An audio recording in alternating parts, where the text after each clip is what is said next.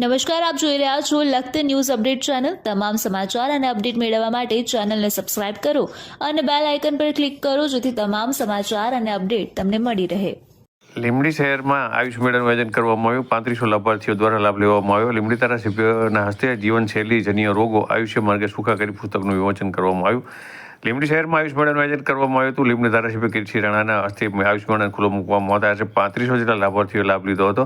આ મેળામાં આયુર્વેદ, હોમિયોપેથી, પંચકર્મ, અગ્નિકર્મ, સુવર્ણપ્રાશ, શનિવટીનો લાભાર્થીઓએ લાભ લીધો હતો। સાથે લાભાર્થીઓએ પ્રકૃતિ પરીક્ષણ કરાવી આવીઆર અંગે માર્ગદર્શન મેળવ્યું હતું। હર્બલ ટી, ઔષધીય રોપોનું વિતરણ કરવામાં આવ્યું હતું। સાથે યોગ નિદર્શનનું આયોજન ગેમ ઝોનનું આયોજન કરવામાં આવ્યું હતું। આ કાર્યક્રમમાં લીંબડી ધારાસભ્ય કીર્તિ રાણા, સુરનગર જિલ્લા વિકાસ અધિકારી રાજસ્થાનના આયુષ્ય નિયામક જયેશ પરમાર, આયુષ્ય અધિકારી મનોજ તારવાણી સહિત અધિકારીઓ પદાધિકારી ઉપસ્થિત રહ્યા હતા।